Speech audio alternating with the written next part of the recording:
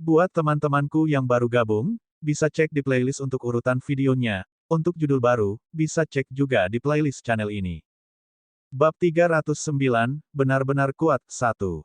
The Constellation Society tidak pernah dikenal sampai menantang Fire Society. Namun, ternyata, Constellation Society cukup kuat untuk menantang Fire Society.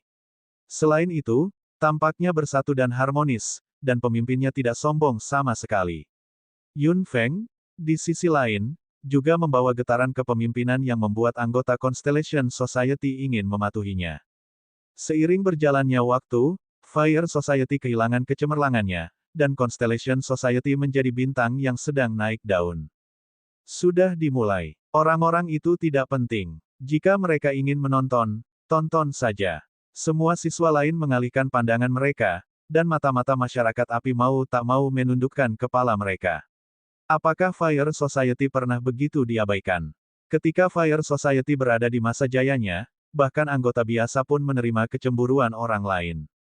Namun, pada saat ini, mereka menjadi subjek hinaan dan cemoohan. Mereka berdiri di sana, menahan ketidaknyamanan di hati mereka. Di arena, 4 anggota Constellation Society melangkah. Yun Feng melirik tim lawannya dan bergerak maju. Sorak-sorai meledak berturut-turut. Wilayah C kemungkinan adalah wilayah yang paling panas dari semuanya. Yun Feng melirik kerumunan, dan segera melihat mata-mata Fire Society yang frustrasi. Dia tersenyum. Tampaknya Fire Society telah berhasil menjadi yang teratas di wilayah A. Tidak dapat diterima jika Constellation Society tidak menjadi yang terbaik dari wilayah C tanpa henti.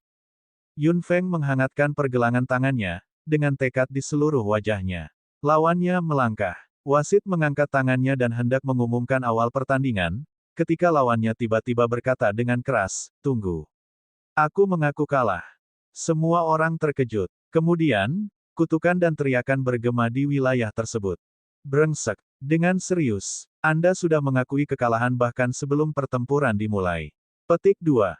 Tepat. Tidakkah menurutmu itu memalukan? Para siswa yang mengharapkan permainan spektakuler tidak pernah berpikir bahwa satu pihak akan secara sukarela mengakui kekalahan.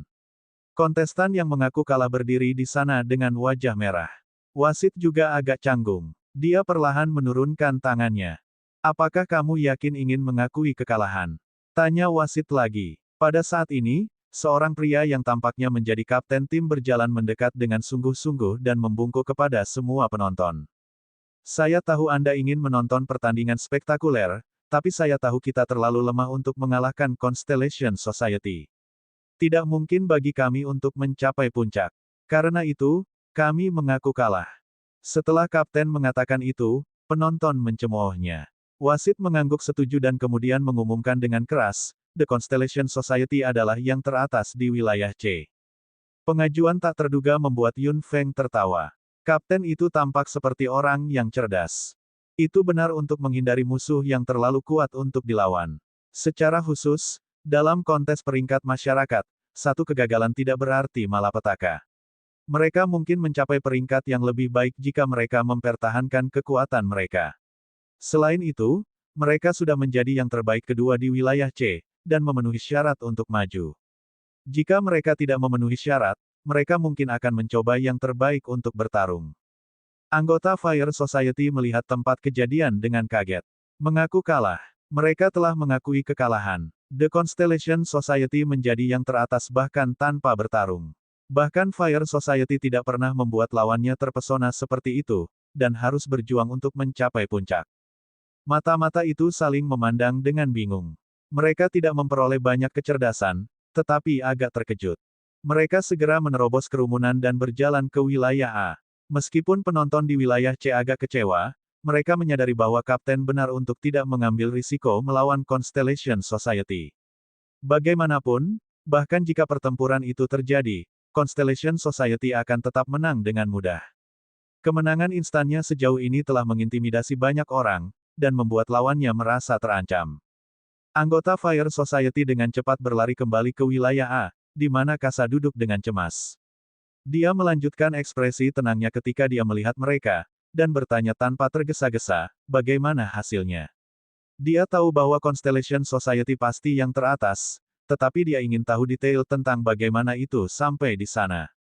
Para anggota itu terdiam sejenak, sebelum akhirnya berkata, itu menang. Tentu saja, aku tahu itu menang. Saya ingin tahu bagaimana itu menang. Teriak Kasa cemas. Kemudian, dia segera mengubah sikapnya. Dia telah kehilangan ketenangannya. Sebagai seorang putri dari keluarga kerajaan, dia harus menjaga keanggunan dan sopan santunnya setiap saat. Yang mulia, tidak ada detail. Constellation Society tidak melakukan apa-apa. Lawannya secara sukarela mengaku kalah. Mendengar itu, Kasa hampir tidak bisa tetap tenang. Dia tampak mengerikan, dan melambaikan tangannya untuk membubarkan mata-mata. Kemudian, dia bangkit dan berjalan ke sudut gelap, menyembunyikan dirinya dalam bayangan. Melirik ke wilayah C, Kasa berjalan keluar dari auditorium tanpa suara. Di gunung belakang di sekolah sihir masang, Kasa berdiri bersama dengan jimat giok, yang berkilauan dan mengeluarkan suara. Kasa, ada apa? Kasa agak gugup, meskipun dia tidak bisa melihat orang yang berbicara dan hanya bisa mendengar suaranya. Ayah, keluarga Yun telah berubah. Orang yang disebut Kasa sebagai ayah tidak lain adalah Kaisar Kekaisaran Karan. Sound transmission Jade berkilauan lagi. Sudah berubah. Beritahu aku tentang itu. Kasa mengerutkan kening dan memberitahu ayahnya tentang Yun Feng dan Yun Seng, bagaimana Kulanyi memihak Yun Feng, dan kemajuan kontes peringkat masyarakat. Setelah itu, Kasa melanjutkan, ayah, keluarga Yun sudah menjadi masalah besar bagi kami. Kenapa kita tidak? Giok itu terdiam untuk waktu yang lama, sebelum Kaisar akhirnya berkata, biarkan masalah ini sekarang. Keluarga Yun masih berguna bagi kami. Kedua anak keluarga Yun di generasi ini adalah penyihir. Jika salah satu dari mereka tumbuh menjadi summoner. Bab 310, benar-benar kuat, 2. Penyesalan dan kemarahan muncul di mata Kasa ketika dia mendengar itu. Ayah, jika pemanggil muncul di keluarga Yun dan tidak mematuhi kekaisaran Karan, itu akan menjadi bencana. Bagaimana jika ia mendengarkan perintah dari negara lain? Kaisar terdiam selama beberapa detik. Itu kekhawatiran yang valid. Namun, bagaimanapun juga, kita harus mengamati keluarga Yun lebih lama lagi. Saya sudah punya rencana tentang apa yang harus dilakukan. Petik 2. Kasa menggigit bibirnya, tidak mau menyerah. Namun, ayah, jika Fire Society kalah, aku harus. Giok transmisi suara berkilauan, dan suara kaisar yang khusyuk dan dingin terdengar. Kamu harus melakukan apapun yang kamu bisa. Anda harus tahu konsekuensinya jika Anda tidak menghormati keluarga kerajaan Karan. Petik 2. Setelah itu, sound transmission Jade berhenti berkilauan. Kasa mengepalkan giok transmisi suara dengan sangat marah sehingga akan hancur berkeping-keping jika tidak terlalu keras. Apakah keluarga Yun atau summoner benar-benar luar biasa? Kekaisaran Karan tidak memiliki summoner selama bertahun-tahun, tapi itu sama seperti sebelumnya. Selain itu, hanya satu dari 3 kerajaan lainnya yang memiliki summoner, yang sudah sangat tua. Mengapa summoner begitu penting? Jika pemanggil benar-benar muncul di keluarga Yun, mengingat sikap Yun Feng terhadap keluarga kerajaan Karan, tidak mungkin dia akan bekerja untuk keluarga kerajaan Karan. Kasa menggigit bibirnya dan memikirkan kesepakatannya dengan Yun Feng. Jika dia kalah, dia harus berlari telanjang, yang akan mempermalukan dirinya sendiri dan keluarga kerajaan Karan. Kaisar telah mengekspresikan dirinya dengan sangat jelas. Jika dia tidak menghormati keluarga kerajaan Karan, dia akan menanggung konsekuensinya. Dia tidak bisa menahan kemarahan keluarga kerajaan meskipun dia seorang putri. Selain itu, ayahnya terkenal temperamental. Semakin dia memikirkannya, semakin mengerikan penampilannya. Dia mondar-mandir, dan hampir meratakan rerumputan di bawah kakinya. Tiba-tiba, dia memikirkan seseorang, dan menjadi santai. Jika orang itu membantunya, Yun Feng tidak akan berani melakukan apapun padanya. Kasa senang saat dia memikirkan hal itu. Dia mengepalkan giok transmisi suaranya dan mengirim auranya ke dalamnya. Segera, sound transmission Jade mengeluarkan suara. Putri Kasa. Suara itu terdengar sangat malas seolah-olah orang itu belum bangun. Kasa bahkan lebih senang. Paman Randall, kamu ingat aku. Hehe, bagaimana mungkin aku tidak mengingatmu, Putri Kasa? Apakah ada yang bisa saya lakukan untuk Anda? Petik 2. Kasa dengan hati-hati mempertimbangkan bagaimana dia harus menggambarkan masalah ini, sebelum akhirnya dia berkata, Paman Randall, hidupku sangat buruk. Saya telah diintimidasi. Aku ingin membicarakannya denganmu. Oh, siapa yang berani menggertak putri keluarga kerajaan Karan? Mereka agak berani, bukan? Meskipun kamu tidak mengenalnya, Paman Randall, kamu harus tahu nama keluarganya. Sound transmission Jade terdiam beberapa saat, sebelum terdengar lagi. Aku harus tahu nama keluarganya. Apakah dia dari keluarga Yun?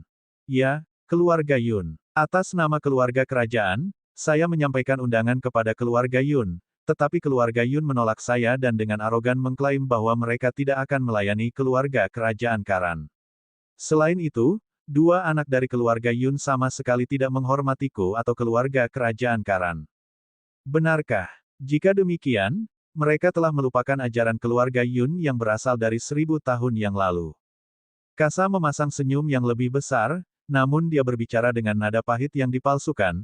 Paman Randall, tidak apa-apa jika mereka tidak menghormatiku, tetapi mereka tidak boleh membenci keluarga kerajaan Karan. Keluarga Yun hanyalah subjek keluarga kerajaan. Benar-benar mengecewakan bahwa mereka sama sekali tidak menghormati kami. Menurut Anda apa yang harus kita lakukan, Yang Mulia? Kebrutalan melintas di mata Kasa, dan dia tersenyum. Untuk memberi peringatan kepada keluarga Yun, tentu saja, dan membiarkan mereka membuang arogansi mereka. Terutama, anak-anak muda dari keluarga Yun harus diberi pelajaran. Tertawa datang dari ujung sound transmission Jade. Putri Kasa, apakah Anda ingin saya memberi mereka pelajaran? Saya tahu bahwa Anda tidak dapat meninggalkan ibu kota dengan mudah, Paman Randall. Aku meneleponmu hanya karena aku merasa tidak nyaman. Anda tidak perlu melakukan apapun. Saya sudah menceritakan masalah ini kepada ayah saya, tetapi dia tidak terlalu peduli. Dia mungkin berpikir bahwa keluarga Yun masih setia. Yah, Putri Kasa, kamu benar. Jika keluarga Yun tidak lagi setia, maka itu adalah masalah besar bagi kekaisaran. Itu mungkin menjadi lebih arogan jika tidak diajarkan pelajaran yang tepat. Petik 2. Kasa sangat senang sehingga dia mengepalkan sound transmission Jade dengan erat. Selama Paman Randall menerima permintaannya, Yun Feng akan diberi pelajaran yang tidak akan pernah dia lupakan seumur hidupnya. Meskipun saya tidak dapat meninggalkan ibu kota dengan mudah, adalah tugas saya untuk menyelesaikan masalah yang mulia untuknya. Kasa tersenyum senang saat mendengarnya. Tepat, keluarga kerajaan Karan memberi keluarga Yun segalanya, namun mereka dengan tidak berterima kasih melupakan bantuan kita. Petik 2. Aku berangkat sekarang. Aku seharusnya bisa tiba di sekolah sihir masang pada malam hari. Ini adalah perjalanan pribadi. Tolong jangan beritahu orang lain, Yang Mulia. Petik 2. Kasa mengangguk. Paman Randall, jangan khawatir. Saya tidak akan memberitahu siapapun. Petik 2. Tidak ada suara yang datang dari sisi lain sound transmission Jade. Kasa menyingkirkan sound transmission Jade dengan hati-hati, dan memasang senyum sombong tanpa rasa muram. Yun Feng, bukankah kamu sombong? Kali ini, Anda akan belajar bahwa keluarga kerajaan Karan tidak boleh diprovokasi, dan saya tidak dihina oleh Anda. Malam ini, Anda akan merasakan murka sang putri. Putaran pertama kontes peringkat masyarakat telah berakhir, dan putaran kedua akan dimulai pada hari berikutnya. Pertandingan di hari pertama tidak sepenuhnya memuaskan. Sangat sedikit dari mereka yang menyenangkan. Tim yang kuat mengalahkan tim yang lemah secara instan, dan pertandingan di antara tim yang lemah tidak terlalu menarik. Namun, di hari-hari berikutnya, permainan akan jauh lebih spektakuler.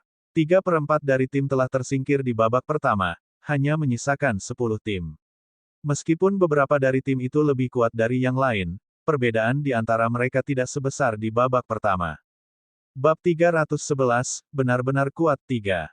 Setelah pertandingan di hari pertama, para siswa semua menantikan pertandingan yang akan datang di hari berikutnya. Semua orang mendiskusikan pertandingan dengan antusias setelahnya. Fire Society dan Constellation Society, tentu saja, paling menarik perhatian, karena Fire Society dan Constellation Society adalah topik yang paling panas. Fire Society selalu mendominasi, dan Constellation Society, seperti kuda hitam, menarik lebih banyak perhatian. 3 kemenangan instan, dan terutama penampilan Yun Seng, mengejutkan banyak orang. Judul mengejek yang telah diberikan kepada Yun Seng semuanya hancur. Dia bukan lagi pecundang yang tidak berguna. Orang-orang yang mengolok-olok Yun Seng di masa lalu sangat terkejut sehingga rahang mereka hampir menyentuh tanah. Mereka yang telah mencemooh Yun Seng sebelumnya semua diam. Yun Seng telah menunjukkan sebagian dari kekuatannya dalam pertandingan, dan itu cukup untuk membungkam semua orang. Dia tidak menjelaskan dirinya sendiri, atau menertawakan orang-orang itu. Dia tidak mengatakan atau melakukan apapun.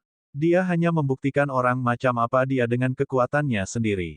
Yun Seng menjadi tokoh populer dengan sangat cepat. Dia menarik rasa ingin tahu banyak gadis juga. Yun Seng sangat tampan. Dia hanya diejek karena kelemahannya.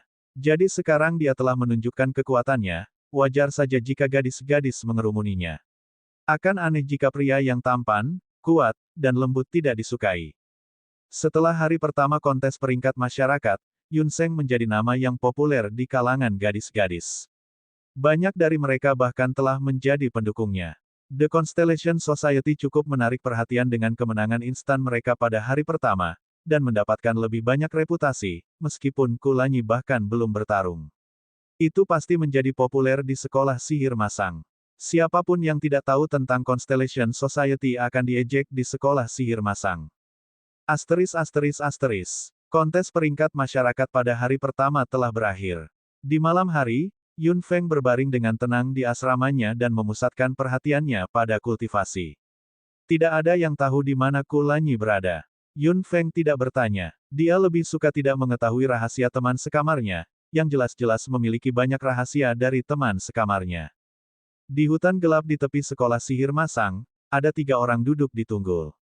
Pria berotot di antara mereka memandang orang di sebelahnya dengan senyum memuja. Bu, apakah Anda merasa baik? Orang itu terkekeh. Ya, itu sebabnya saya datang kepada Anda. Petik 2. Pria berotot itu berhasil tersenyum canggung, dengan butiran keringat di dahinya. Pemuda kurus di seberang pria berotot itu juga tersenyum canggung. Yah, apakah semuanya berjalan dengan baik? Tentu saja. Orang itu tertawa lagi. Kedua orang itu saling memandang, dan melihat kepanikan di mata masing-masing. Mengapa wanita ini ada di sini? Dia biasanya datang beberapa kali dalam setahun. Namun, dia telah mengunjungi mereka 2 kali dalam sebulan. Benar, di mana hal-hal yang saya minta? Tanya orang itu. Pria berotot itu berhasil menyunggingkan senyum mengerikan. Bu, sulit sekali mendapatkan barang-barang itu. Kami. Oh, ini benar-benar sulit. Orang itu mengangkat alisnya dan melihat sekeliling ke arah hutan. Hah, mari kita lihat. Hutan-hutan itu terlalu berharga untuk disimpan di sini. Saya pikir yang terbaik adalah memotongnya dan mengubahnya menjadi kayu bakar. Kedua pria itu panik. Bu, kami mengatakan yang sebenarnya. Sangat sulit untuk mendapatkan apa yang Anda minta. Jika kami bisa mendapatkannya, kami akan menawarkannya. Pemuda kurus itu dengan cepat mengangguk. Kakakku benar. Kami tidak berani membohongimu. Orang itu melirik mereka, dan tidak mengatakan apa-apa. Sepertinya dia telah membuang ide untuk menebang hutan. Saat itu, 2 bersaudara yang berbicara keduanya menggigil kedinginan. Apa yang salah? Mereka saling memandang dengan dingin yang tidak biasa. Pria berotot itu tanpa sadar melihat ke langit, hanya untuk melihat apa-apa kecuali bintang-bintang yang berkilauan. Apa yang salah? Tanya orang itu, mengerutkan kening dan menatap kedua bersaudara itu. Pria berotot itu mencoba tersenyum, begitu pula saudaranya. Namun, keduanya tampak agak canggung. Tidak ada, jawab pria berotot itu, menggigil. Pengunjung itu dengan cepat menyipitkan matanya. Kamu tidak mengatakan yang sebenarnya. Aura yang kuat meletus darinya.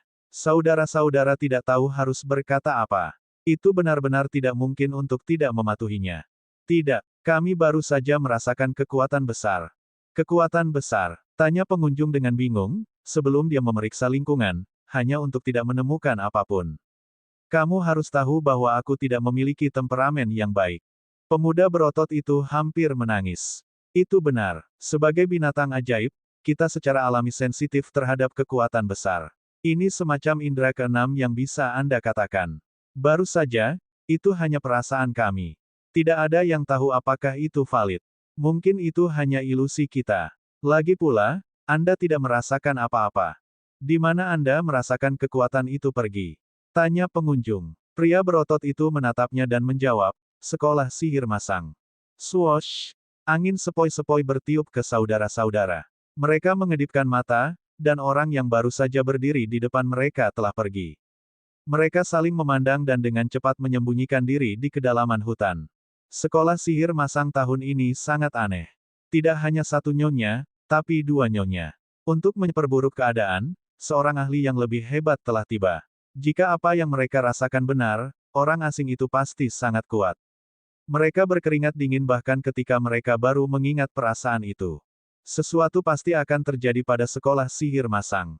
Kedua bersaudara itu memiliki pendapat yang sama. Mereka mungkin harus tetap low profile di sini.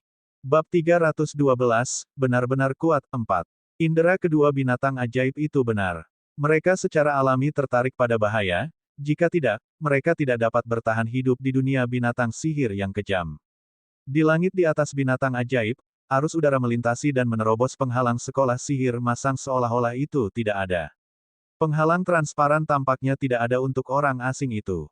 Randall berdiri di langit dan menatap sekolah sihir masang dengan mata elangnya. Dia perlahan menutup matanya, dan kekuatan persepsi yang besar menyebar dari Randall seperti gelombang, meliputi radius selusin kilometer. Detik berikutnya, dia membuka matanya, dan menatap jendela tertentu di gedung asrama putri. Kemudian, dia melintas ke arah jendela.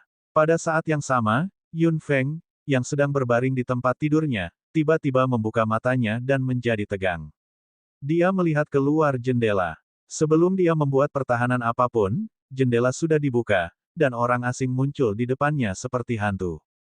Kamu siapa? Yun Feng menyipitkan matanya dan menatap pria itu, yang memiliki mata elang dan hidung yang menonjol. Ada kerutan di wajahnya. Dia tampak setengah baya, tetapi kulitnya masih kencang, dan dia juga cukup berotot. Pakaiannya yang rumit dan tebal tidak bisa menutupi ototnya. Yun Feng melihat ujung pakaian pria itu, di mana ada pola yang jelas. Dia tidak bisa lebih akrab dengan polanya. Itu adalah lambang keluarga kerajaan Karan. Nak, dia jauh lebih kuat darimu.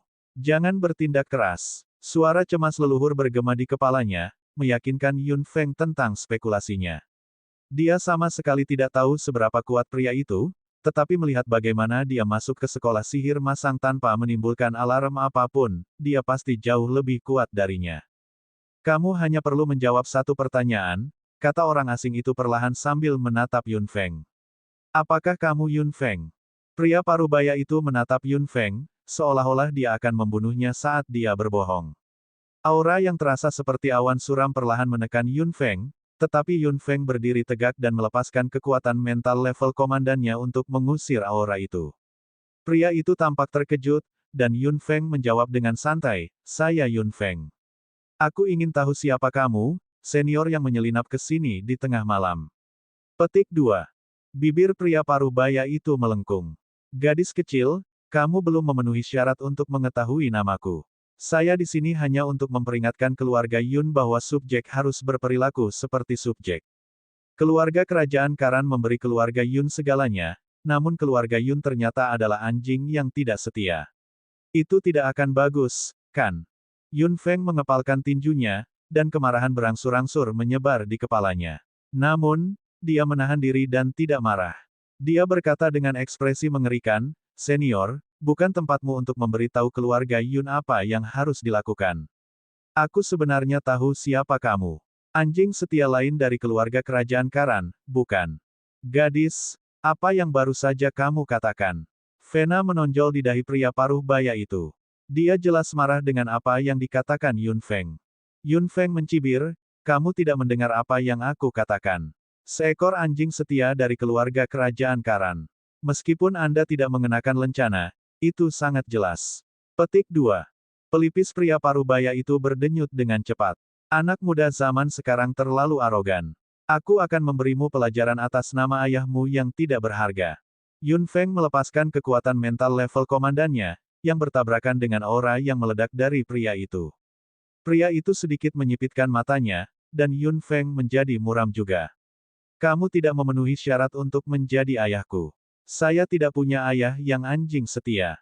Kamu meminta untuk dibunuh. Pria parubaya itu melambaikan tangannya, melepaskan aliran energi bertarung yang tampak seperti senjata berbentuk kipas. Itu melesat ke arah Yun Feng dengan cepat. Dia melompat dan nyaris menghindari serangan pria itu. Melihat itu, pria itu memasang senyum mengejek. Kamu benar-benar berpikir kamu bisa mengikuti kecepatanku. Dalam mimpimu, pria itu tertawa dan membuka tangannya, melambaikan tangannya lagi, hanya saja kali ini melepaskan 5 aliran energi pertempuran, bukan 1.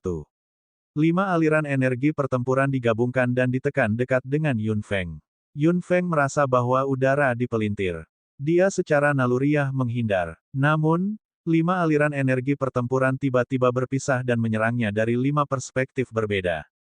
Cek, Yun Feng hampir tidak mendarat ketika dia melompat lagi. Bam! Aliran energi pertempuran menghantam tanah dan menyebabkan lubang yang dalam. Untungnya, asrama ini cukup luas, kalau tidak Yun Feng akan terkena. Perisai bumi. Yun Feng melambaikan tangannya dan mengeluarkan tongkat pendek yang telah menemaninya untuk waktu yang lama.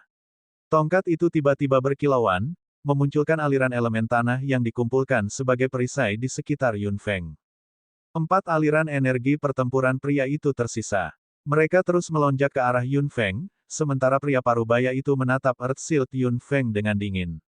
Kamu tidak lemah, tetapi kamu levelnya lebih rendah dariku. Yun Feng, aku di sini hanya untuk memberimu pelajaran. Keluarga kerajaan Karan tidak boleh diprovokasi oleh keluarga Yun. Jika keluarga Yun bersedia melakukannya, saya tidak keberatan memusnahkan setiap anggota keluarga Yun. Mata Yun Feng berubah merah. Memusnahkan keluarga Yun. Tidak ada kesempatan. Dia tidak akan membiarkan siapapun menyakiti keluarga Yun bahkan jika dia harus menumpahkan darahnya yang terakhir. Ayo dan coba. Suara Yun Feng datang dari balik Earth Shield. Pria parubaya itu terdiam, dan kebrutalan melintas di matanya. Gadis, kamu harus tahu apa yang terbaik untuk dirimu sendiri. 4 arus udara menerjang ke arah Yun Feng ke segala arah, menyebabkan suara halus saat mereka terbang. Seketika, mereka menghantam Earth Shield dengan keras. Suara memekakkan telinga yang terdengar seperti ledakan meledak. Perisai bumi sepenuhnya hancur oleh serangan energi pertempuran. Semua elemen buminya hancur berantakan. Udara diisi oleh elemen tanah kuning untuk sesaat. Bab 313, Duel, babak pertama, 1. Ledakan, ledakan, ledakan, ledakan. 4 suara meledak di sekitar Yun Feng. Elemen tanah hancur di bawah serangan energi pertempuran pria itu, tetapi mereka berhasil melemahkan serangan itu. Yun Feng melihat bahwa 4 aliran energi pertempuran terus bergerak ke arahnya setelah elemen bumi hancur. Sudah tidak mungkin untuk menghindar lagi. Yun Feng mengencangkan tubuhnya dan berdiri tegak. Seperti yang dia duga, dia merasakan sakit yang luar biasa di 4 bagian tubuhnya yang terkena aliran udara. Dia gemetar keras, dan menjadi jauh lebih pucat. Dia mengepalkan tinjunya dan hanya berdiri di sana dengan kepala terangkat tinggi, meskipun keringat muncul di dahinya. Yun Feng tiba-tiba meletakkan tangannya di dadanya, di mana rasa sakit yang luar biasa melonjak. Tubuhnya akan hancur oleh 4 serangan jika diubah menjadi versi yang lebih keras. Pria parubaya itu menyipitkan matanya dan menatap Yun Feng. Dia telah menahan serangan energi bertarungnya. Bagaimana mungkin? Liontin hitam di leher Yun Feng melepaskan arus hangat yang akrab dengan Yun Feng. Vitalitas tak henti-hentinya menyebar dari liontin ke tubuh Yun Feng. Vitalitasnya, seperti pekerja yang rajin, memperbaiki tubuh Yun Feng yang sudah rusak. Meskipun tidak ada luka yang jelas di kulitnya, aliran udara telah menyebabkan beberapa luka dalam di dalam tubuhnya. Jika Yun Feng kurang tangguh, dia pasti sudah pingsan. Menggigit ujung lidahnya, Yun Feng merasakan keringat menetes dari dahinya. Rasa sakit yang luar biasa menyebar ke seluruh tubuhnya. Dia percaya bahwa akan sangat mudah bagi pria itu untuk membunuhnya. Selain itu, serangan sebelumnya sangat fatal, dan bukan hanya pelajaran sederhana. Jika dia ingin membunuhnya, dia tidak akan membiarkannya pergi dengan mudah. Bahkan jika dia jauh lebih lemah dari pria itu, dia tidak akan membiarkannya pergi dalam keadaan utuh. Pemulihan vitalitas meringankan rasa sakit Yun Feng. Tidak ada yang tahu jumlah vitalitasnya, tapi sepertinya mengalir ke tubuh Yun Feng tanpa batas. Yun Feng merasa seperti bagian yang menyakitkan terlahir kembali. Penderitaan juga berangsur-angsur hilang. Keluarga Yun adalah subjek kekaisaran Karan. Sebagai anggota keluarga Yun, Anda menghina putri keluarga kerajaan. Betapa beraninya kamu. Petik 2. Yun Feng tersenyum dingin. Jadi itu masalahnya. Kasa benar-benar brengsek, dan begitu pula anggota keluarga kerajaan lainnya. Yun Feng segera menyadari rencana Kasa. Tampaknya wanita itu ingin pria ini memberinya pelajaran, sehingga dia tahu bahwa menyinggung keluarga kerajaan itu mahal. Biarkan aku mengatakannya lagi. Keluarga Yun adalah tuannya sendiri. Keluarga kerajaan Karan tidak punya hak untuk meminta keluarga Yun melakukan apapun. Yun Feng, apakah Anda tahu apa arti kata-kata Anda? Kamu harus tahu konsekuensi dari kata-katamu. Yun Feng tertawa, rasa sakitnya benar-benar hilang. Konsekuensi. Jika ada konsekuensi, biarkan aku menanggungnya. Petik 2. Kebrutalan melintas di wajah pria paruh baya itu. Dia juga sedang mempertimbangkan apa yang harus dilakukan. Jelas, gadis ini bukanlah orang yang harus diintimidasi. Akan sangat mudah baginya untuk membunuhnya, tetapi itu mungkin menyebabkan masalah karena dia berada di sekolah sihir masang. Selain itu, kedua anak keluarga Yun adalah keturunan penyihir. Kekaisaran Karan lebih suka mengkonfirmasi jika salah satu dari mereka bisa tumbuh menjadi summoner. Jika mereka tidak bisa, maka keluarga Yun tidak akan memiliki nilai sama sekali. Pria parubaya itu memutar matanya dan ragu-ragu. Jika dia melakukan sesuatu tanpa meminta izin kaisar, dia mungkin disalahkan jika terjadi kesalahan nanti. Selain itu, dia hanya di sini untuk memberi pelajaran pada gadis itu. Gadis itu hampir membuatnya gila dan membuatnya kehilangan rasionalitasnya. Pria parubaya itu menjadi tenang. Bagaimanapun, keluarga kerajaan Karan mendominasi kekaisaran Karan. Tidak ada gunanya menantang keluarga kerajaan Karan. Ada banyak ahli yang sekuat saya di keluarga kerajaan Karan. Berapa banyak dari kita yang menurut Anda bisa Anda tolak? Gadis, jangan melebih-lebihkan dirimu sendiri. Petik 2. Yun Feng tersenyum dan tidak mengatakan apa-apa. Dia pasti tidak akan sebodoh itu untuk berbenturan dengan keluarga kerajaan dulu, tidak sampai keluarga Yun menjadi sekuat keluarga kerajaan Karan. Kasa bagaimanapun juga adalah seorang putri kerajaan. Anda harus mempertimbangkan martabatnya. Apakah Anda tidak peduli dengan anggota keluarga Yun lainnya? Nada bicara pria parubaya itu tidak sekeras sebelumnya. Yun Feng mencibir, itu urusanku, senior. Kamu, pria parubaya itu hampir marah lagi. Yun Feng, jika Kasa kehilangan wajahnya, keluarga kerajaan Karan tidak akan membiarkanmu pergi dengan mudah. Pastikan Anda tahu konsekuensinya. Petik 2. Jika Kasa benar-benar sangat penting bagi keluarga kerajaan. Pria parubaya itu tampak muram. Dia akhirnya mengerti banyak hal. Tidak ada gunanya dia berbicara di sini. Dia belum bisa menyerang keluarga Yun dulu. Keluarga kerajaan Karan harus mengkonfirmasi kemungkinan pemanggil lebih cepat. Setelah dikonfirmasi bahwa tak satu pun dari mereka tumbuh menjadi pemanggil, maka keluarga Yun akan dihapus dari kekaisaran Karan. Pria parubaya itu melambaikan tangannya, membebaskan ruang yang baru saja dia blokir. Udara juga bergetar. Saya harap keluarga Yun tahu apa yang terbaik untuk dirinya sendiri. Dia melintas ke jendela dan hendak pergi, ketika Yun Feng tiba-tiba mengangkat tangannya, mengumpulkan elemen api yang meriah di sekitar tongkatnya. Kemudian, dia mengarahkan tongkatnya ke arah pria parubaya itu, memanggil bola api yang sangat besar ke arahnya melalui jendela. Pria parubaya itu mendengus. Meskipun Yun Feng sudah mencapai level komandan, serangannya tidak mungkin menyakitinya. Pria parubaya itu dengan mudah menghindari bola api. Ketika melewatinya, senyum Yun Feng menjadi lebih besar dan lebih besar. Ledakan, katanya lembut. Kemudian, elemen api yang sangat besar meledak dengan panas yang sangat menyengat sehingga udaranya berputar. Pria parubaya itu menyipitkan matanya, tetapi sudah tidak ada waktu baginya untuk menghindar. Bab 314, Duel, babak pertama, 2. Boom, sebuah ledakan memekakkan telinga bergema di seluruh sekolah sihir masang. Itu sangat keras sehingga bisa terdengar bahkan di hutan di luar sekolah. Semua siswa dan guru dibangunkan oleh kebisingan. Saat wakil kepala sekolah mendengar suara itu, dia menjadi murung dan bergegas keluar dari kamarnya. Seseorang telah membobol sekolah sihir masang. Pria parubaya di udara muncul tanpa cedera. Bola api itu gagal melukainya, tetapi berhasil menyalakan jubahnya dan menghitamkan wajahnya. Dia menatap Yun Feng dengan marah, dan hampir ingin kembali dan membunuhnya. Namun, dia tidak bisa menunggu lebih lama lagi. Swoosh! Pria itu dengan cepat menghilang dari langit sekolah sihir masang dengan pakaiannya yang rusak.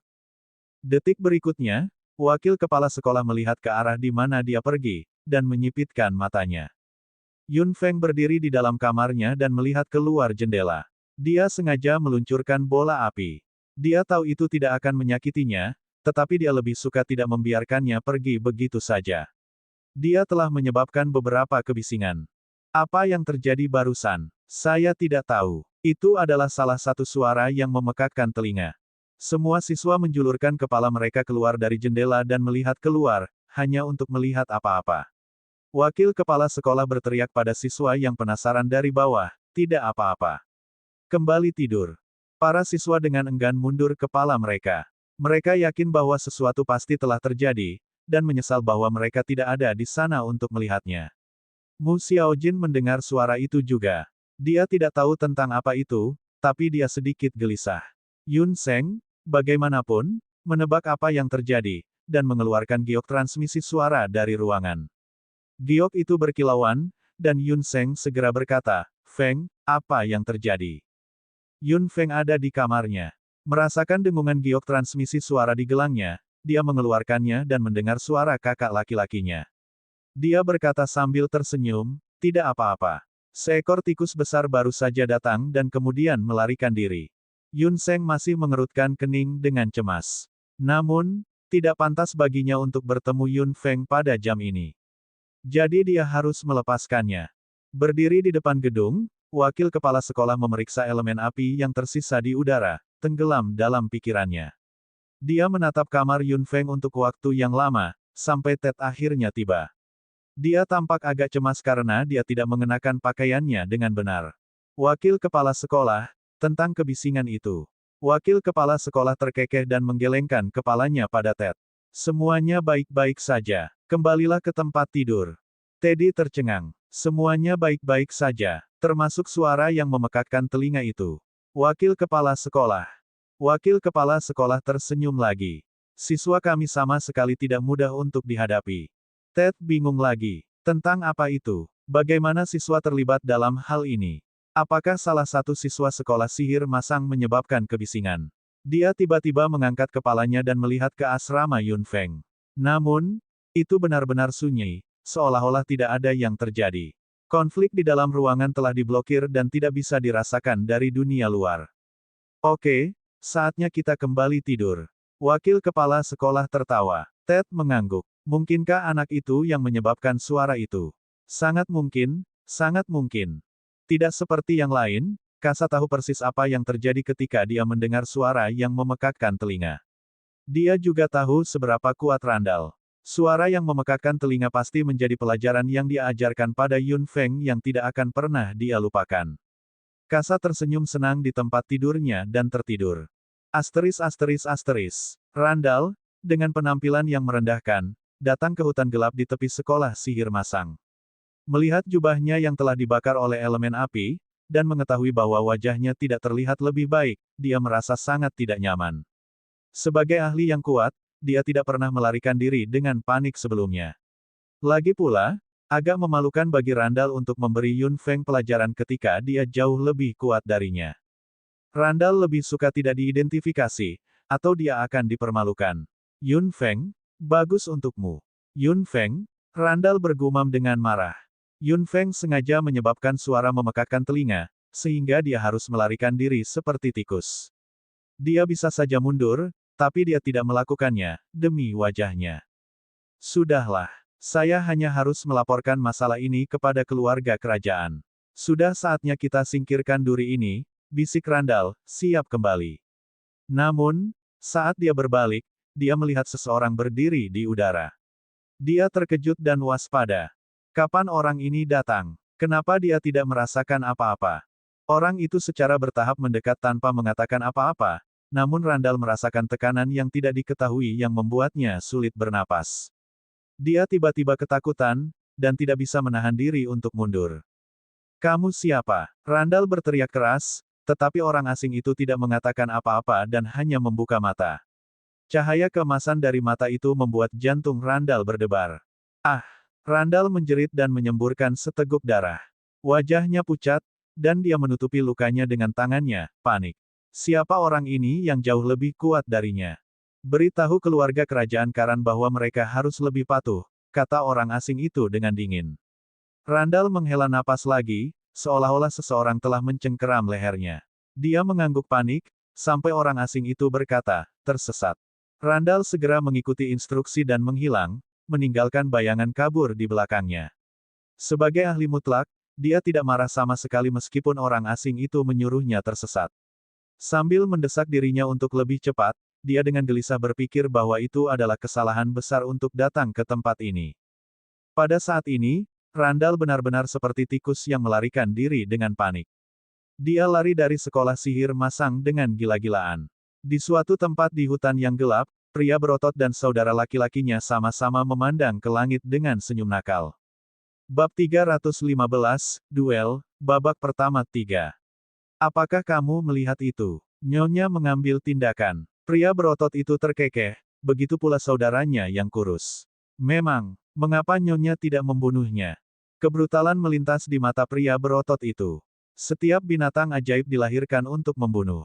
Siapa tahu, Nyonya tidak pernah bisa ditebak. Saudara-saudara menggumamkan sesuatu yang lain, dan merasa lega. Sesaat sebelumnya, mereka ditakuti oleh Nyonya yang cemberut, dan berpikir bahwa dia akan membunuh mereka.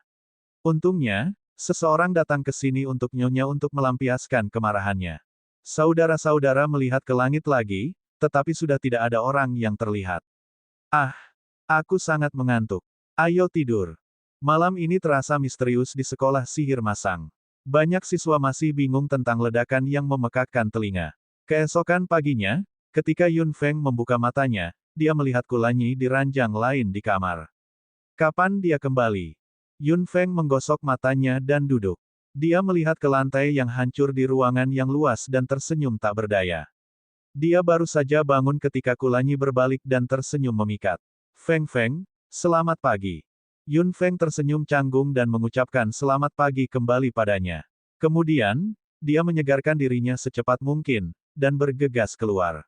Kulanyi duduk dan menatap lantai yang hancur, menyipitkan matanya. Hari kedua kontes peringkat masyarakat dimulai. 10 tim maju akan saling bertarung. Setiap tim akan menerima nomor dengan undian. Tim dengan angka 1 hingga 5 berada di grup 1, dan tim dengan angka 6 hingga 10 berada di grup 2. 5 tim di setiap grup akan saling bertarung, hingga ada 2 pemenang. Kemudian, 4 pemenang akan bertarung lagi, untuk menentukan 3 tim teratas. Seperti hari sebelumnya, hanya 4 perwakilan dari Constellation Society yang datang. Ling Xiaoyun masih belum terlihat. Beberapa siswa bodoh berpikir bahwa kontestan yang hilang dari Constellation Society adalah kartu asnya. Yun Feng cukup terhibur dengan teori itu. Yun Seng melangkah untuk menarik banyak. Tak lama kemudian, hasilnya keluar. The Constellation Society mendapat nomor 5, dan Fire Society mendapat 8. Salah satunya ada di grup 1 dan yang lainnya di grup 2. Mereka belum memiliki kesempatan untuk bertarung. Namun, para siswa berpikir itu akan lebih baik, karena pertandingan yang paling indah harus datang terakhir. 5 tim bertarung di wilayah yang berbeda. Kasa agak puas dengan hasilnya. Pertandingan panas sedang berlangsung di kedua grup, dengan sorak-sorai meledak. The Constellation Society adalah nomor 5, jadi ini belum giliran mereka. Yun Feng dan teman-temannya menonton pertandingan masyarakat lain. Tak satu pun dari 10 masyarakat teratas yang mudah dihadapi. Pertandingan mereka tidak terlalu spektakuler, tapi sangat layak untuk ditonton. Akhirnya, giliran Constellation Society. Yun Feng akhirnya menyadari bahwa lawan mereka adalah tim yang secara sukarela mengaku kalah di babak pertama. Melihat itu, semua siswa tertawa terbahak-bahak. Kapten yang mengaku kalah tersipu, tetapi berdiri dengan kepala tegak. Kali ini, kami tidak akan mengakui kekalahan lagi. Kami akan mencoba yang terbaik untuk mengalahkanmu. Yun Feng tersenyum. Dia mengagumi lawan ini karena pernyataan berani mereka. Jika demikian, kami akan mencoba yang terbaik untuk bertarung juga. Putaran sorak-sorai meledak. Sementara semua orang bersorak untuk mereka, Constellation Society mengalahkan lawannya dengan keunggulan yang mendominasi. Lawannya jelas tidak cukup kuat, tetapi ia telah mencoba yang terbaik. Mereka mungkin tidak akan merasa sedih dengan kegagalan itu. Segera, pemenang kedua kelompok muncul. Secara alami, Constellation Society dan Fire Society maju. Ketika kapten dari 4 tim berdiri bersama, siap untuk menggambar, Kasa tersenyum pada Yun Seng dan berkata, "Jangan mengecewakanku. Yun Seng tersenyum pada Kasa dengan lembut, yang menimbulkan seruan banyak gadis. Jangan khawatir, Anda tidak akan kecewa. Kasa mengerucutkan bibirnya dan memutar kepalanya. Dua kapten lainnya, melihat getaran mereka, tahu bahwa tidak mungkin untuk mengalahkan mereka. Mereka mungkin juga mencoba yang terbaik untuk menjadi tim terbaik ketiga. Mencabut undian. Atas instruksi guru, keempat kapten mengulurkan tangan mereka ke dalam sebuah kotak besar dan mengambil sebuah catatan. Mereka membuka catatan pada penonton pada saat yang sama. 1-2. Melihat nomor Yun Seng dan Kasa, semua murid menjerit. Yun Seng dan Kasa saling memandang, dan Kasa membuang catatan itu. Bagus. Inilah yang saya inginkan. Yun Seng melipat catatan itu dan memasukkannya kembali ke dalam kotak. Dia mengabaikan Kasa dan meninggalkan panggung begitu saja. Kasa berdiri di sana dengan canggung, dan akhirnya mendengus dan berjalan pergi. Fire Society dan Constellation Society akhirnya bertemu satu sama lain di babak ini. Akhirnya aktif. Kami sudah menunggu lama. Tepat. Pertarungan mereka pasti akan luar biasa. Akan ada banyak hal yang bisa kita pelajari. Haha, Anda belum melupakan kesepakatan antara Yun Feng dan sang putri, kan? Tanya seorang siswa, dan banyak yang memberikan jawaban positif. Semua orang tahu kesepakatan itu. Yang kalah di antara mereka akan berlari di sekitar kampus telanjang. Secara alami, Kasa mendengar diskusi para siswa, dan tersipu marah. Dia meraung pada rekan satu tim di belakangnya. Siapapun yang kalah akan secara otomatis dikeluarkan dari Fire Society. Mi Lingli tidak cemas sama sekali. Dia selalu merasa baik tentang dirinya sendiri. Murong Ran muram. Dia masih takut dengan serangan Yun Feng sebelumnya, dan lebih suka tidak menanggung pengalaman mengerikan itu lagi. Pertandingan dimulai sekarang. Wasit memberi perintah. Kedua masyarakat akan mengirimkan perwakilan pertama mereka. Semua siswa tidak bisa menahan diri untuk tidak melebarkan mata dan menonton, dengan kegembiraan yang tak tertahankan di wajah mereka. Ini aktif. Akhirnya aktif. Yun Feng bangkit dan hendak berjalan ke arena, ketika seseorang menariknya dengan tangan kecil yang lembut. Yun Feng melihat ke belakang, hanya untuk menemukan bahwa itu adalah Mu Xiaojin, yang mengedipkan mata pada Yun Feng dengan mata besarnya yang indah dan berkata, Xiao Feng, biarkan aku melakukannya kali ini. Bab 316, Duel, babak pertama 4.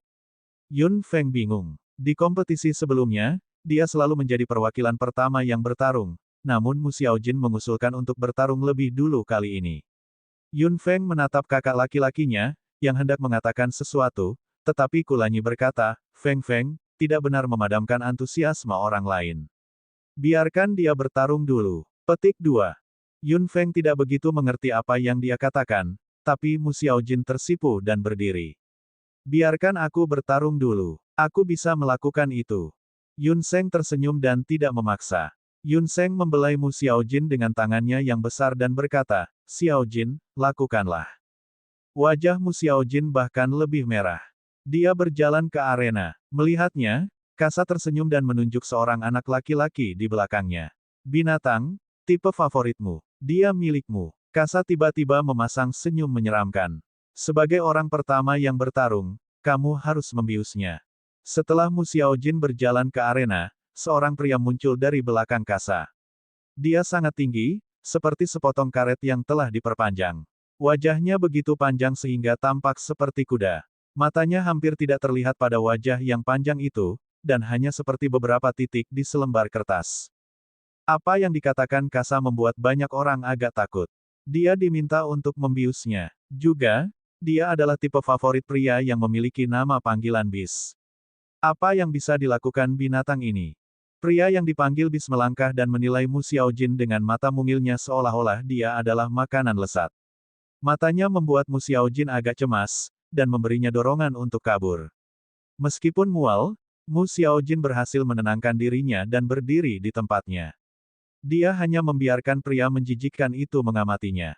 Setelah bis mengamatinya untuk waktu yang lama, dia tidak terburu-buru menjulurkan lidahnya, yang juga lebih panjang dari orang normal. Dia menjilat bibirnya dan bahkan menelan, sebelum dia tertawa. Gadis kecil, biarkan aku membelaimu. Semua siswa yang menonton pertandingan merinding di sekujur tubuhnya. Pria ini benar-benar memuakkan. Ah, aku tahu siapa dia. Seorang siswa tiba-tiba memikirkan sesuatu, dan berteriak keras saat dia menatap pria tinggi kurus itu. Siapa dia? Apakah Anda mengenal orang yang menjijikkan ini? Petik 2. Apakah Anda ingat kontes peringkat individu beberapa tahun yang lalu? Dia adalah orang yang menantang peringkat ke-12. Siswa lain semua tenggelam dalam pikirannya, dan mencari ingatan mereka untuk kontes peringkat individu terakhir, yang diadakan setiap 2 tahun sekali di sekolah sihir masang. Itu sudah lama sekali dan mereka harus berpikir dengan sangat hati-hati. Kasa duduk dengan bangga, dan melirik bis di atas panggung. Pria itu benar-benar agak menjijikkan, dan dia juga tidak ingin berhubungan dengannya. Penampilan dan perilaku pria itu sangat mengejutkan. Kasa juga tidak mengerti hal-hal yang disukainya, tetapi bagaimanapun juga, dia adalah pria yang brutal dan kuat meskipun dia menjijikkan. Kasa menyukai tipe orang seperti ini. Hanya mereka yang brutal yang bisa membuat pencapaian besar tanpa menimbulkan masalah baginya. Aku ingat dia sekarang. Teriak seorang siswa, yang menunjuk ke arah bis dan berteriak, dia menantang peringkat ke-12, dan akhirnya.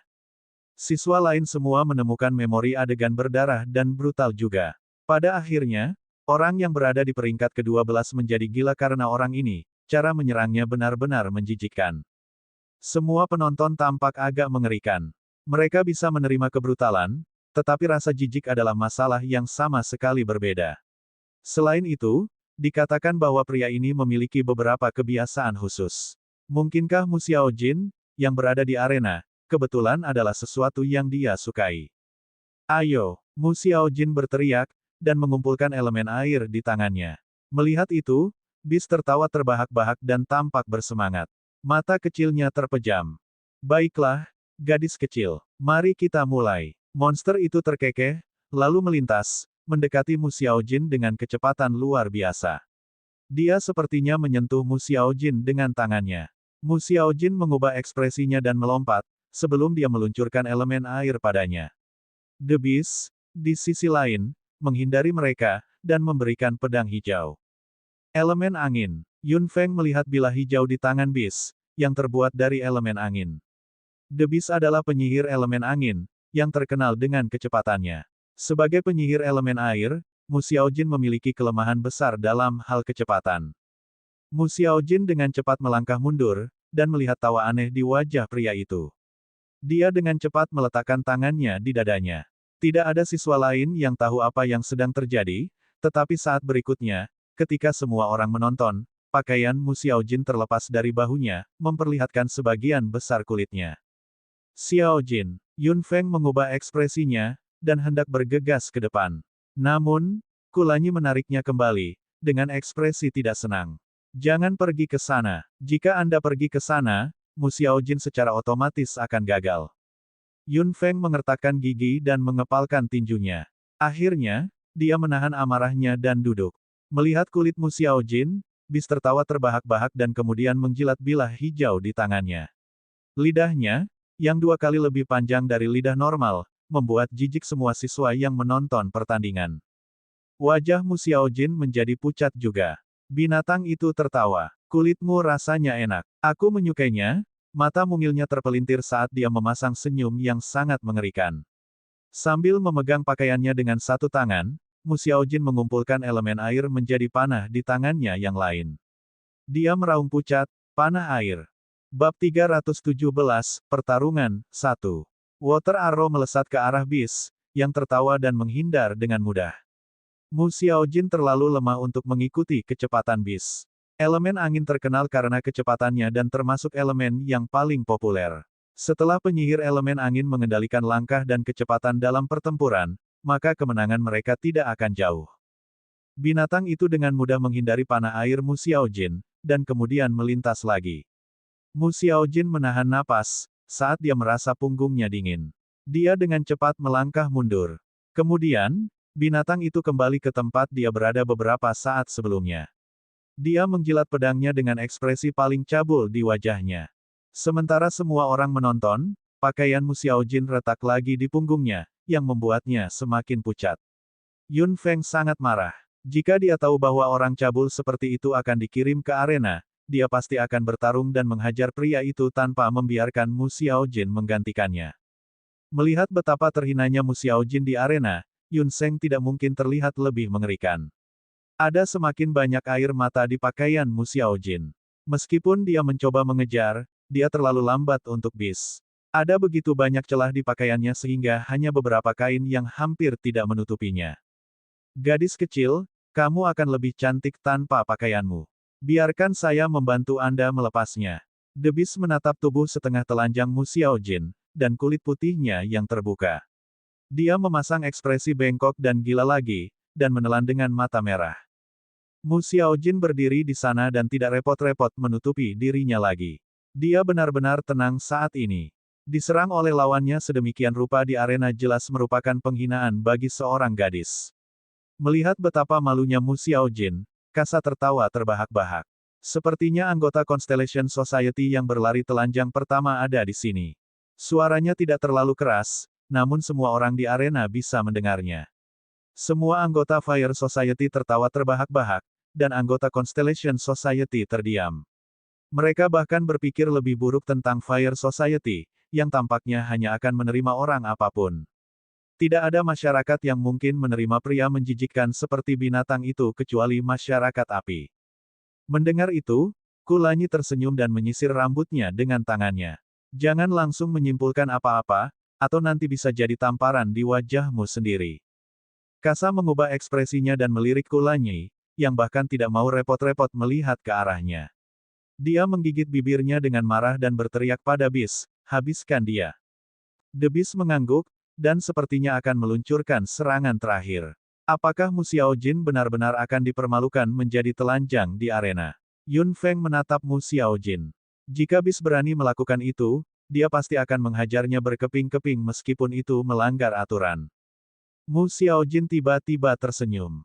Bibir merahnya melengkung ke atas, dan dia tidak tampak tunduk seperti beberapa saat sebelumnya. Meskipun dia tidak melakukan apa-apa, getarannya berubah dan dia tampak tak terhentikan. Xiaojin, Yun Feng bergumam pada dirinya sendiri. Kulanyi tertawa. Sepertinya situasinya akan berubah. Gadis kecil, apakah kamu membayangkan adegan di mana aku membelaimu? Haha, jangan terburu-buru. Saya datang. Teriak binatang itu, sambil membuka mulutnya dan menjulurkan lidahnya yang panjang dari mana air liur menetes. Dia berlari ke arah Mu Xiaojin, hanya untuk menjadi kaku di detik berikutnya. Mata binatang itu melebar. Dia mengangkat kepalanya dan menatap Mu Xiaojin dengan tak percaya. Mu Xiaojin tersenyum. Merasakan rasa dingin yang menyebar dari arena, Yun Feng tahu persis apa yang telah dia lakukan. Saat menghadapi lawan yang terlalu cepat, hal pertama yang harus dilakukan adalah menekan kecepatannya. Yun Feng mengingat pertempurannya melawan Lan Yi. Sebagai binatang sihir elemen angin, Lan Yi jauh lebih cepat daripada orang ini. Dia datang dengan ide untuk mengganggu kecepatan Lan Yi dengan elemen guntur, sehingga harus melindungi dirinya sendiri. Berbeda dengan Beast, Lan Yi terbang di langit dan lebih menantang. Namun, mereka berdua lawan elemen angin. Mu Xiaojin melakukan hal yang persis sama seperti yang dilakukan Yun Feng sebelumnya. Mereka menekan kecepatan lawan mereka. Begitu kecepatan lawan mereka diturunkan, keuntungan terbesar mereka akan hilang, dan mereka hanya akan dipukuli. Apa yang sedang terjadi? Kasa melihat ke arah Beast, yang kecepatannya telah turun secara signifikan dan yang anggota tubuhnya tampak kaku, bingung. Murongran, yang berdiri di belakang Kasa, ketakutan, dan secara naluriah menggigil. Mi Lingli menyipitkan matanya dan menatap Beast di arena. Mu Xiaojin hanya berdiri di sana tanpa bergerak. Mi Lingli melangkah dan mencapai arena. Dia baru saja menyentuh lantai arena ketika aliran dingin yang menelan menyebar di sepanjang jarinya seperti listrik. Cek, Mi Lingli tiba-tiba menarik kembali tangannya, dan menutupi jarinya yang beku dengan tangannya yang lain. Dia cukup terkejut. Melihat itu, Kasa pun menyadari apa yang terjadi. Dia menatap Mu Xiaojin, yang telah dipermalukan, tetapi cukup pintar untuk menemukan cara untuk menekan keuntungan lawannya. Melihat reaksi Mi Lingli, Murongran tiba-tiba menyilangkan tangannya. Ketika rasa dingin mengelilinginya, dia ingat hari-harinya di rumah sakit. Pengalaman itu adalah mimpi buruk. Apakah kamu merasa kedinginan? Tanya salah satu siswa yang sedang menonton pertandingan. Dia tidak bisa membantu tetapi menggosok lengannya. Sekarang setelah kamu menyebutkannya, itu benar-benar semakin dingin, semua siswa lain bergema dengannya. Itu masih musim panas. Dari mana rasa dingin yang luar biasa ini? Yun Feng memandang Mu Xiaojin yang berada di atas panggung dan tersenyum. Xiaojin telah tumbuh banyak. Meskipun dihina, dia mampu berpikir dengan tenang dan bertindak tegas. Pertempuran benar-benar dapat memfasilitasi pertumbuhan. Juga, Mu Xiaojin memanfaatkan elemen air dalam bentuk lain. Yun Feng sangat bangga padanya. Xiaojin sangat pintar. Anggota badan binatang itu mati rasa. Kecepatannya yang selalu dia banggakan telah disegel oleh udara dingin. Dia bahkan merasa bahwa darahnya mengalir dengan kecepatan yang semakin rendah. Dia hampir bisa mendengarnya membeku. Sialan kamu, Jalang, apa yang telah kamu lakukan? Bab 318, Pertarungan, 2. Mu Xiaojin tertawa. Menatap es di lantai, dia berkata dengan santai, aku hanya melakukan serangan balik, pria menjijikkan. The Beast merasa bahwa arena semakin dingin. Anggota tubuhnya benar-benar kaku. Pada saat ini, dia bahkan lebih lambat dari siapapun yang tidak mampu menggunakan sihir. Mu Xiaojin memadatkan elemen air di tangannya yang lain. Elemen air, yang selalu dianggap hangat dan lembut, membeku di tangannya, membuat penonton bergidik. Melihat panah air di tangan Mu Xiaojin, binatang itu tahu bahwa tidak mungkin baginya untuk menghindari serangan ini. Dia tiba-tiba jatuh berlutut, yang mengejutkan Mu Xiaojin. Kasa sangat marah sehingga dia hampir menggertakkan giginya. Tolong hentikan. Saya salah. Aku seharusnya tidak melakukan itu. Sambil berlutut, binatang itu terus-menerus gemetar, yang merupakan akibat dari udara yang dingin. Mu Xiaojin menatap Beast, dan elemen air di tangannya hilang. Rasa dingin yang membekukan juga memudar. Penonton akhirnya merasa lebih baik, dan hanya bisa menghela napas lega. Mu Xiaojin menatap pria yang berlutut di depannya. Rasa jijik melintas di matanya, tetapi dia tidak mengatakan apa-apa. Dia berbalik dan berjalan keluar dari arena.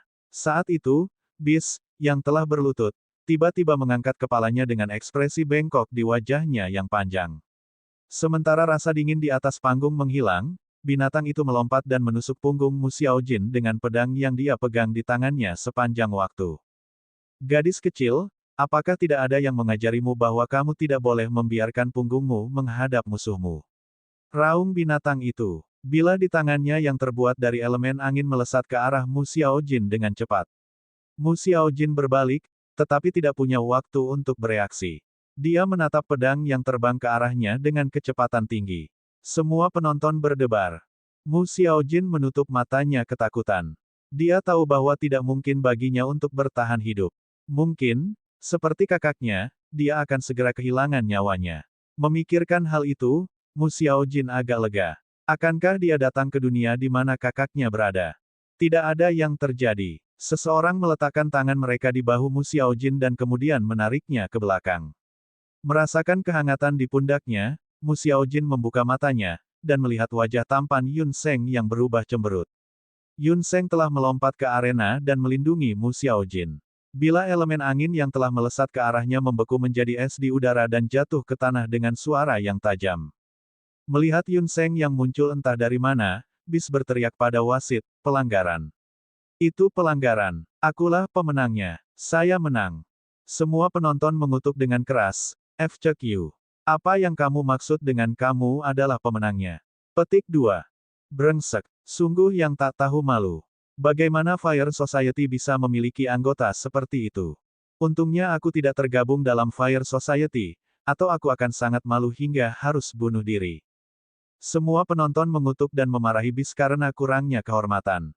Sambil mendengarkan komentar mereka di kursinya, Kasa tidak bisa menahan diri untuk tidak berdiri. Kenapa kamu berteriak? Dalam pertempuran nyata, menjaga diri Anda tetap hidup adalah yang paling penting. Menurunkan kewaspadaan musuh dengan penyerahan palsu adalah salah satu strateginya. Orang seperti dia yang memiliki terlalu banyak belas kasihan dan menunjukkan dia kembali ke musuhnya ditakdirkan untuk menjadi pecundang. Penonton merendahkan suara mereka, karena Kasa ada benarnya. Dalam pertempuran hidup dan mati yang nyata, untuk tetap hidup adalah kuncinya.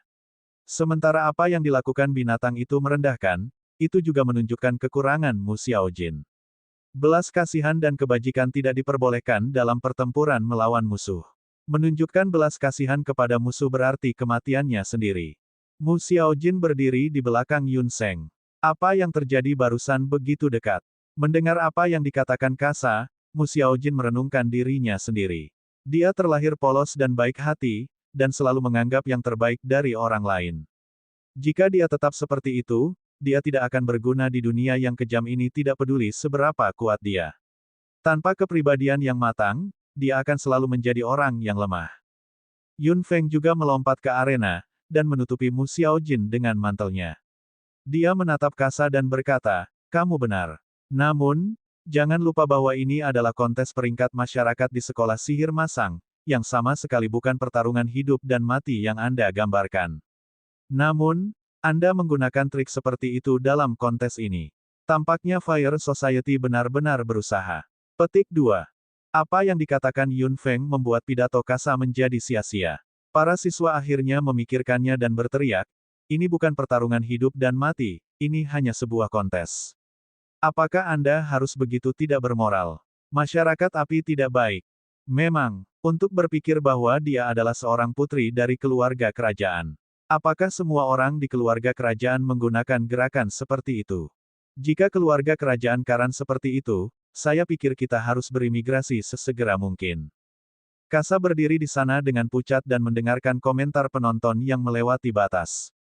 Dia melambaikan tangannya dan menunjuk Yun Feng. "Yun Feng, apakah kamu hanya pandai berbicara?" Yun Feng tersenyum, dan mengisyaratkan bahwa Mu Xiaojin harus pergi.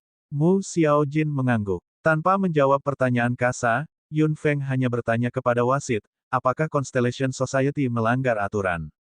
Wasit mengangguk. Kemudian, Yun Feng mengangguk juga. Baik sekali. Hampir tidak sulit dia mengatakan itu ketika dia melayang ke bis dengan kecepatan yang aneh. The Beast, sebagai penyihir elemen angin, mendecakkan lidahnya, merasa terkejut dengan kecepatan Yun Feng. Dia hendak berbicara, ketika lehernya dicengkeram. Yun Feng mencengkeram leher binatang itu dan mengerahkan kekuatan dengan jari-jarinya. Segera, wajah panjang bis menjadi merah dan menakutkan. Melihat itu, wasit berteriak kaget, "Yun Feng, apa yang kamu lakukan? Berhenti." Yun Feng tersenyum. Yun Seng melangkah maju, dengan elemen air biru muncul dari tangannya. Dia melambai pada bis, yang lehernya telah dicengkeram. Elemen air melesat ke arahnya dalam pola yang indah. Yun Feng, di sisi lain, memasukkan jarinya ke rahang bis dan memaksanya untuk membuka mulutnya, sehingga elemen air melesat ke tubuhnya dengan tepat.